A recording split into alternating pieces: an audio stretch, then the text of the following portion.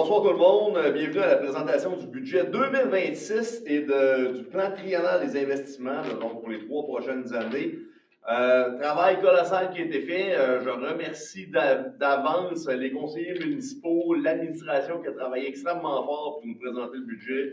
Le document, il est vraiment fameux. Là. À chaque année, on l'améliore. En tout cas, c'est magnifique. C'est sûr que dans notre situation, avec 2 nouvelles conseillères, on avait quand même beaucoup de travail de fait à l'avance, fait que ça a été quand même le fun de pouvoir le réaliser puis de le présenter.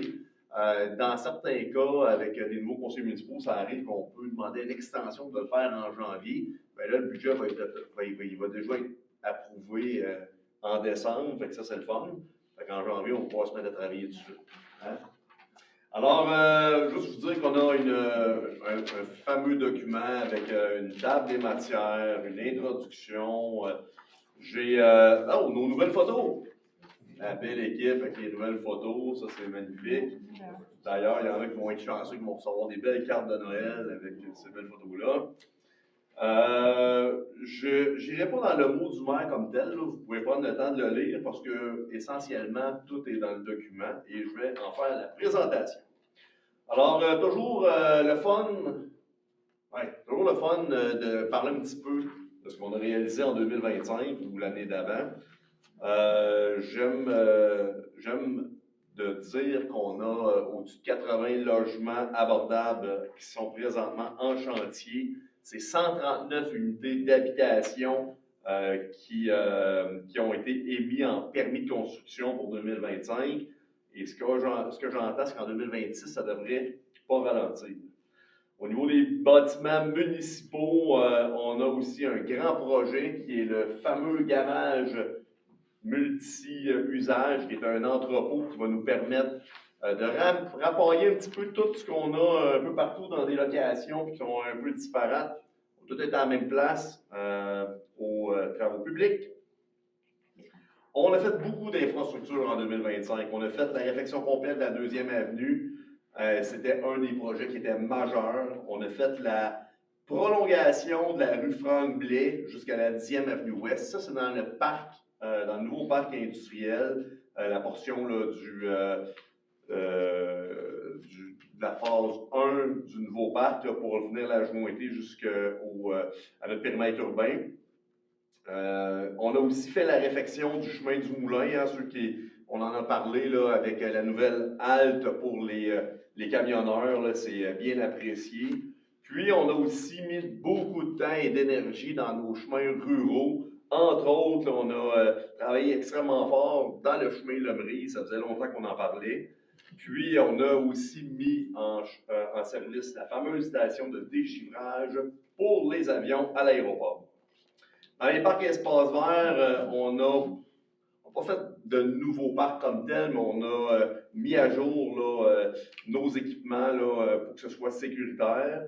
Puis, on a aménagé une voie active aussi sur la première rue S, là, entre la 2e avenue S et la 6e avenue S, en avant des écoles. On a aussi uniformisé la collecte sélective. On a changé le fameux dégrilleur. C'est quoi, c'est un dégrilleur? C'est une pièce d'équipement qui permet de filtrer ou de retenir les particules qui s'en vont dans nos étangs aérés. On va être plus efficace, ça veut dire qu'on va aller chercher les plus petites particules. C'est bon pour l'environnement. Alors, en urbanisme et en développement économique, on a travaillé fort avec MSA pour relancer le site de l'usine de PF Résolu, qui vient aussi là, jointer là, notre nouveau parc industriel puis la fameuse rue là, que je vous parlais tantôt. On a travaillé aussi à relancer le programme sur le développement économique. On avait cessé d'utiliser là, ces sommes-là pour la période de la pandémie. Il y a plusieurs projets qui se sont remis en branle dans la dernière année. On a décidé de remettre de l'argent là-dedans. Très bonne nouvelle. C'est bon signe quand les gens ont besoin de subventions, c'est parce qu'ils ont des projets. On a aussi lancé la commission de dynamisation du centre-ville. Bien été, on a fait des belles actions cette année. Puis on a lancé la nouvelle place publique qui sera en opération pour l'été prochain avec le marché public, entre autres, et tout ce qu'on va pouvoir faire là, ça va montrer de ce côté-là. On a aussi fait le Salon du Livre en 2025. Bon, il y a 5 MRC, c'est rotatif, c'est chacun son tour à le recevoir. Et ça fait pas mal le tour des grandes réalisations pour 2025, quand même une année qui a été mouvementée. On a eu pas mal dans le carnet. Et là, j'arrive au budget 2026. C'est ce que vous souhaitez entendre parler. D'emblée, je vais vous dire qu'on a une augmentation de 7,86% du budget 2026 par rapport à 2025. On est rendu à 60 584 000, c'est pas peu dire. Je tiens quand même à vous rassurer, là, c'est pas une si grande augmentation. Oui, c'est une grande augmentation pour 2026, mais la raison est fort simple, c'est qu'on va aller chercher 2,7 millions dans nos réserves pour venir ouvrir et fermer des cellules au LET. Fait que, il y a un montant d'à peu près 2,7 millions, que c'est un montant supplémentaire qui sera pas utilisé sous forme de dette ou de règlement d'emprunt. En 2027, là, on devrait avoir un rééquilibrage qui va se faire, mais c'est quand même une saine gestion d'utiliser nos réserves, puis ça en fait la démonstration, pour justement stabiliser notre compte de taxes. Pour ce qui est des répartitions au niveau des revenus, c'est assez standard, là, une augmentation des taxes foncières d'environ 1 million. On a des petits écarts, un montant supplémentaire pour l'électricité, des services rendus. Écoutez, c'est quand même très, très standard, là. Il n'y a pas rien là, d'inquiétant là-dedans. Pour ce qui est des dépenses comme telles, on a diminué au niveau de l'administration, on a augmenté au niveau du service public, des transports. Mais ce qu'on voit, c'est vraiment là, dans les écarts, là, hygiène du milieu, on frôle le 10 millions, c'est 2,6 millions, c'est ce que je disais tantôt. Là. Bon, oui, c'est 2,7 millions pour les cellules, là, mais parce que là, il y a des chiffres là-dedans avec des plus et des moins, mais ça pour dire que la valeur qui est très, très élevée là, c'est vraiment pour le site d'enfouissement technique.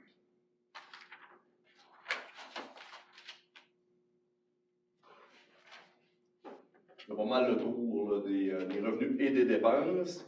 J'en viens à vous parler de la dette. La dette, ouais, merci. La dette, on a deux indicateurs de performance.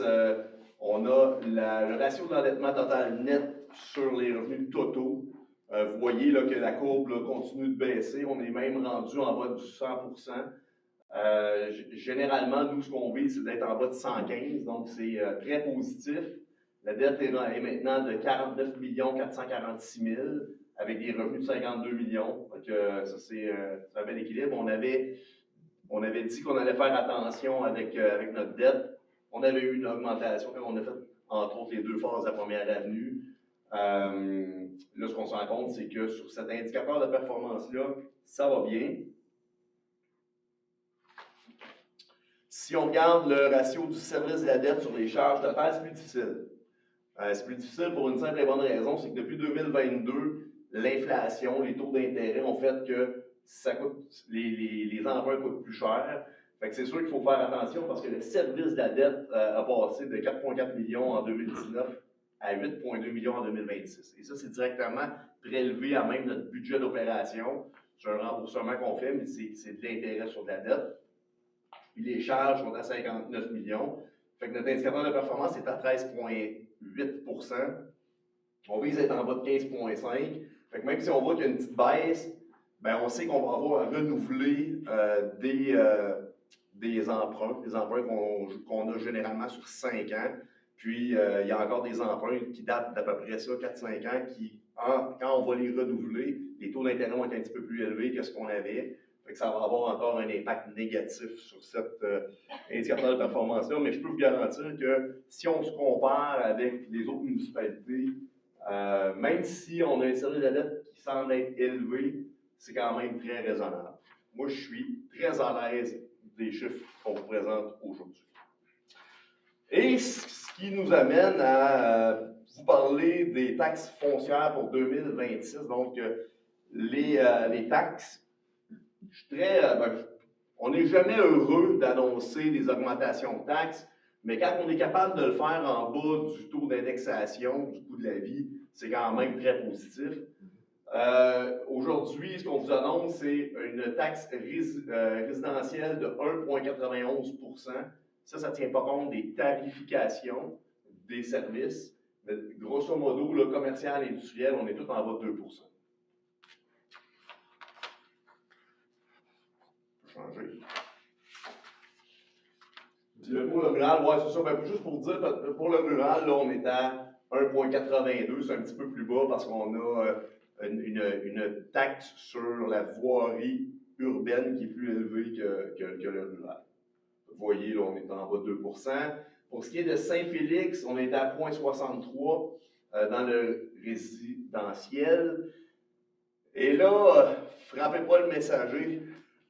L'année passée, quand on a fait la fusion ou le regroupement, puis qu'on a taxé, les dettes du passé sont remboursées seulement par les anciennes municipalités. Fait que toutes les futures dettes sont prises pour l'ensemble des citoyens, mais les dettes passées, on ne peut pas mélanger nos dettes. Là, je ne veux pas rendre ça plus compliqué que ça l'est, là, mais il y a une portion de dette de Saint-Félix qui était pour des travaux. Puis, on avait omis une subvention qu'on reçoit chaque année pour rembourser cette dette-là. Et c'est ce qui vient faire une disparité entre le taux de taxation et d'augmentation. Fait qu'on vient rééquilibrer. C'est ce qui fait que Saint-Félix va avoir une moins forte augmentation. Dans les prochaines années, là, étant donné qu'on sait qu'on va avoir la subvention, on en va des comptes des chiffres, ça va tout se placer. Mais soyez assurés, très respectueux de la négociation du regroupement qu'on avait eu, puis c'est conforme là, à ce que le MAMACH nous demandait de faire là, dans nos obligations. Tarification, ben, c'est sûr qu'à Amos, on a des tarifications au niveau de l'eau, cheminement de l'eau, les eaux usées et les matières résiduelles. On a eu une augmentation de 2 pour chacun des thèmes. Donc, sur un compte de taxes pour une municipalité, une unité d'évaluation qui a les 3 services, c'est 16 $ de plus par année. Ce qui fait un taux de taxation global pour un compte de taxes moyen d'une maison moyenne de 1,95 % d'augmentation et 72 $ par année de plus. Qui est très respectueux de la capacité de payer des citoyens en fonction de l'indice de consommation, puis en même temps, mais qui nous permet de pouvoir faire des projets puis continuer d'investir dans nos infrastructures pour les prochaines années. Si on regarde l'équivalent, mais pour le rural, c'est 55 $. Pour Saint-Félix, on parle de 35 $ d'augmentation. Tous les chiffres là, que vous pourrez avoir accès là, directement dans le document sur le site de la ville d'Amos, mais je trouve ça bien. Si on regarde l'augmentation de taxes versus l'indice de consommation, qui est le prochain graphique, moi j'utilise celui-là pour faire la démonstration que l'IPC cumulé depuis 2018 versus l'augmentation de taxes, on est toujours en bas. Donc, si on regarde l'augmentation des coûts, nous on réussit toujours à être plus bas. Fait que c'est quelque chose qui, à mon avis, est positif pour les citoyens d'Amos.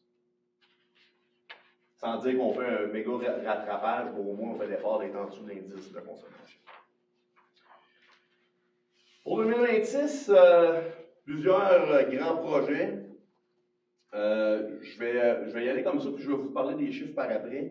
On va lancer là, un plan d'action sur l'intégration des personnes handicapées. On va remettre à jour notre politique familiale et des aînés.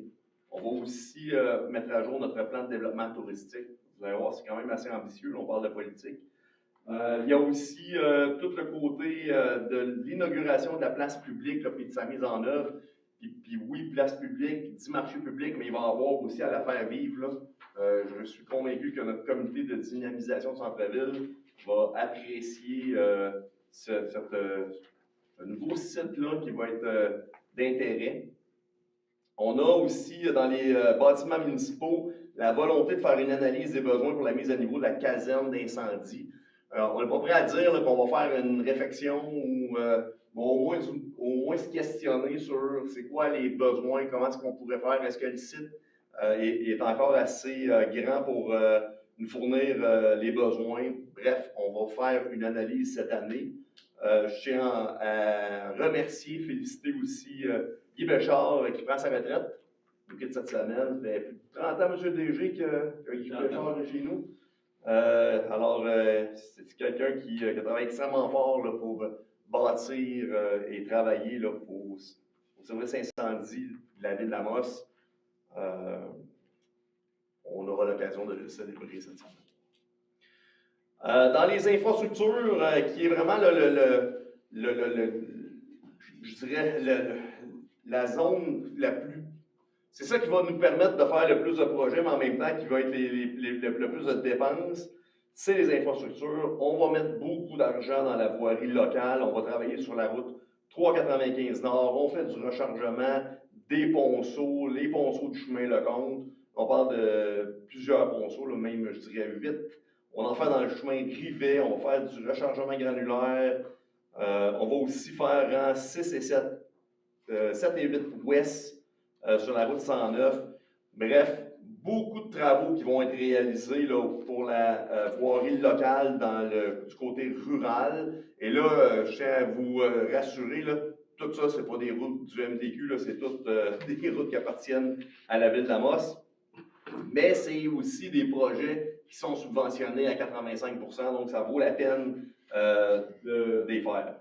On va asphalter aussi la 4e avenue Ouest. On va faire des bordures pour du pavage de la nouvelle rue J. Copper, nouveau développement dans Amos-Est. Il va y avoir un nouveau CPE, ça s'est construit beaucoup.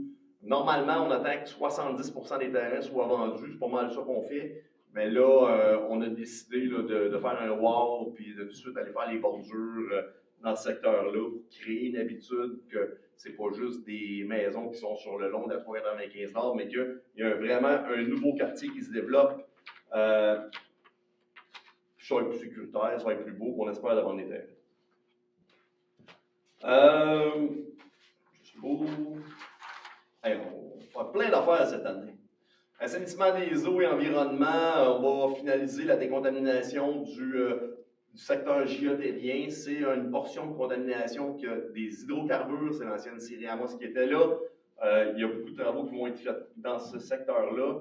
Rassurez-vous, c'est un secteur qui va rester industriel par la suite. Ce n'est pas un endroit qui va être résidentiel.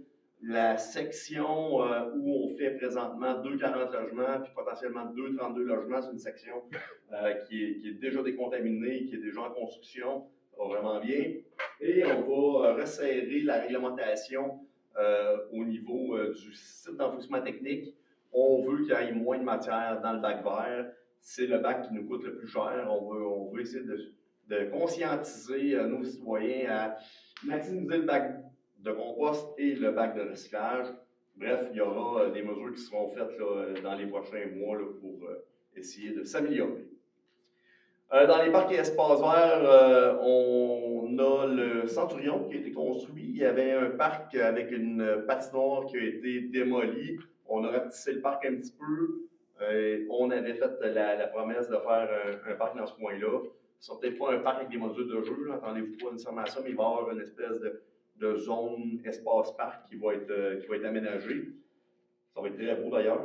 On va aussi aménager un stationnement à l'entrée de la piste cyclable d'Amos-Tressesson. C'est très utilisé, surtout depuis qu'on l'a asphalté.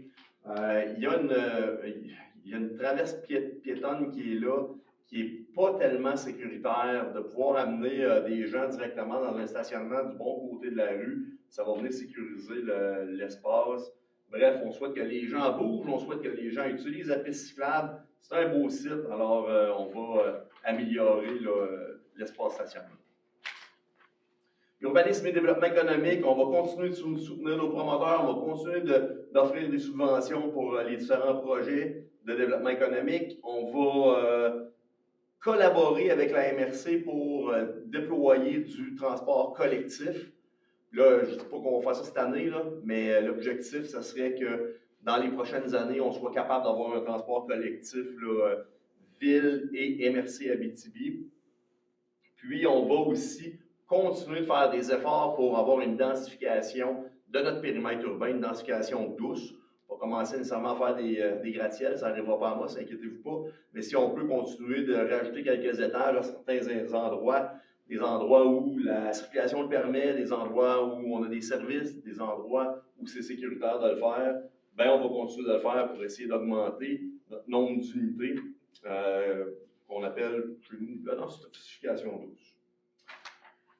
Si on regarde un peu plus, ça c'est vraiment 2026, là. Si on regarde, quand je dis ambitieux, il y a vraiment beaucoup de choses là-dedans, mais quand on regarde le plan triennal des investissements, et là je ne vous ferai pas toute la liste, là, mais on va aller quelques pages plus loin.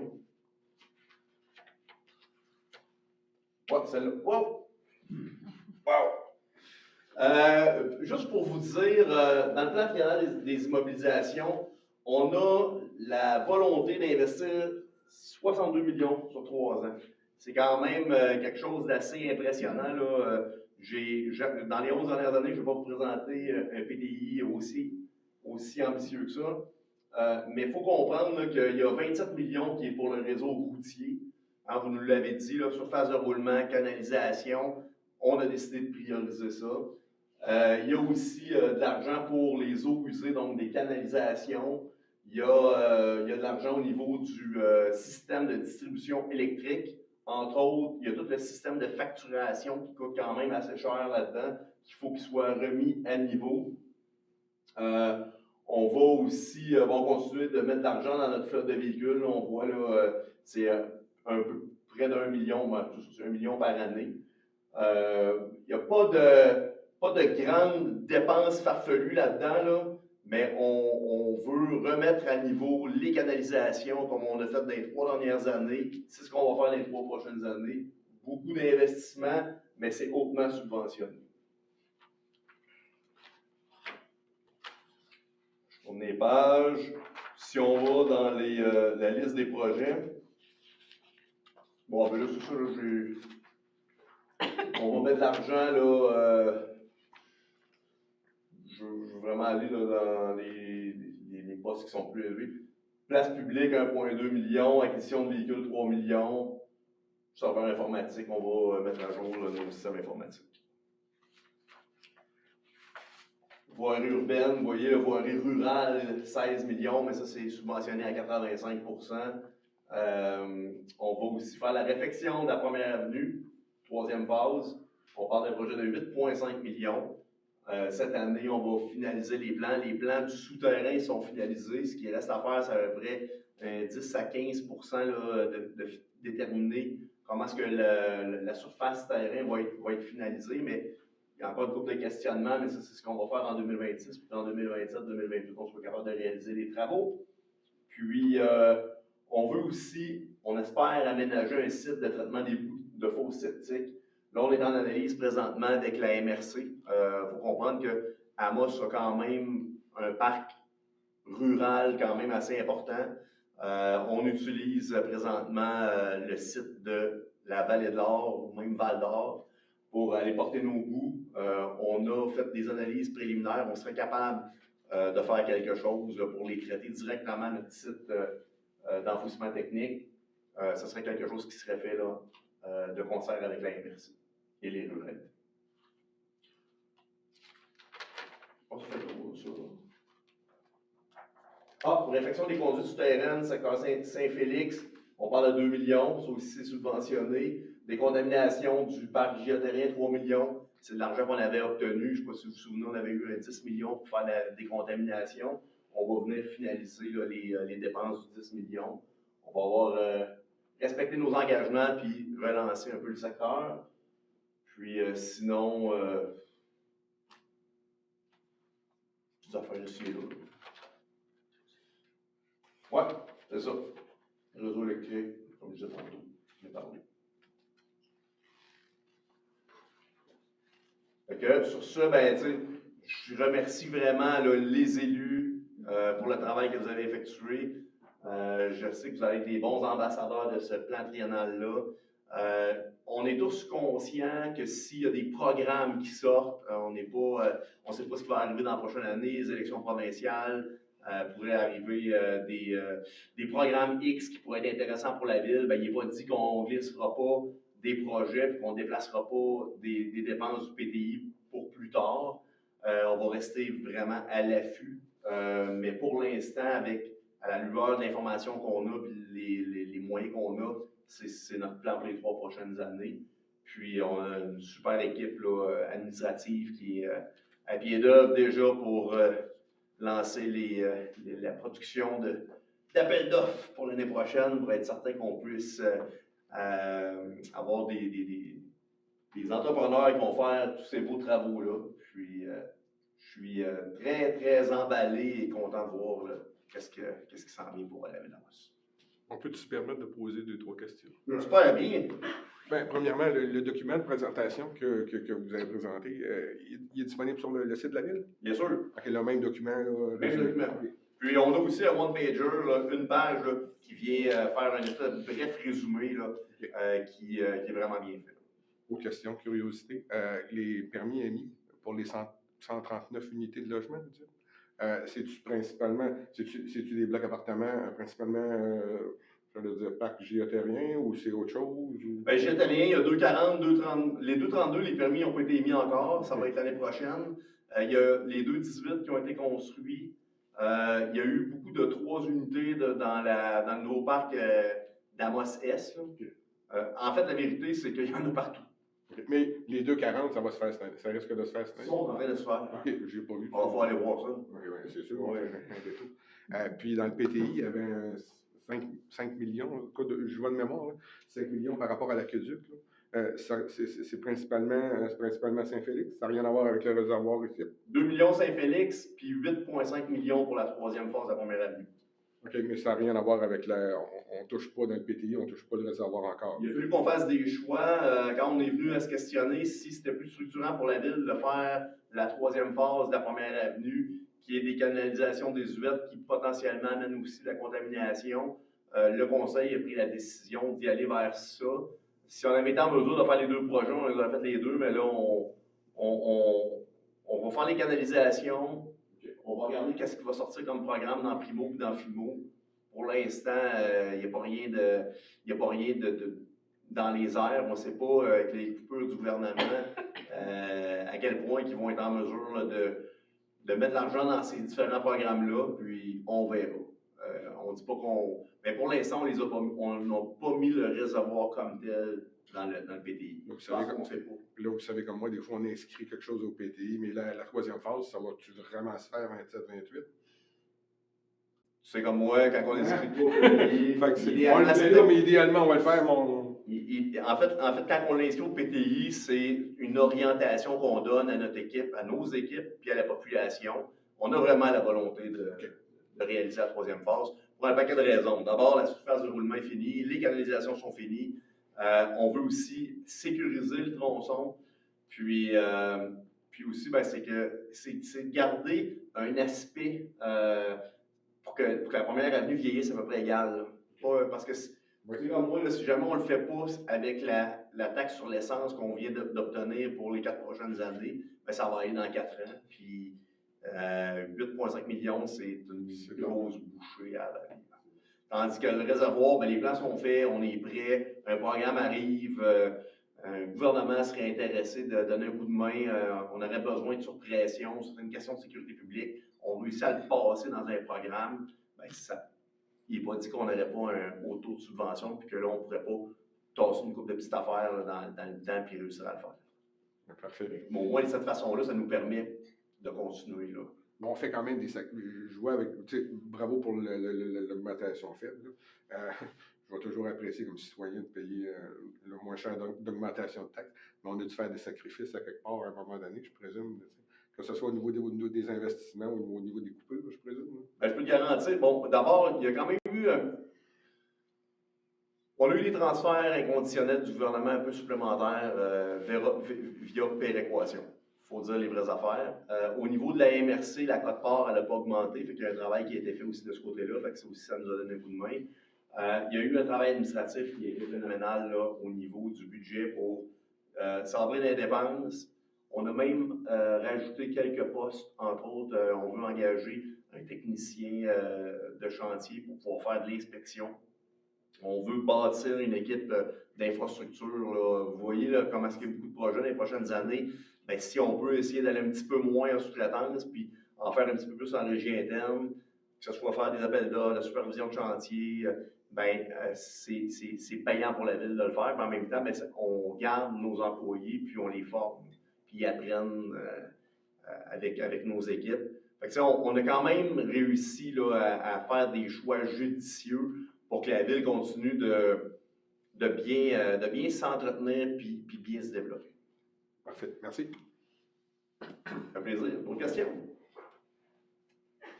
Ben, si vous n'avez pas de questions, je vous souhaite une belle année. Une belle année de réalisation. Puis, je vous remercie encore là, pour le travail qui a été effectué.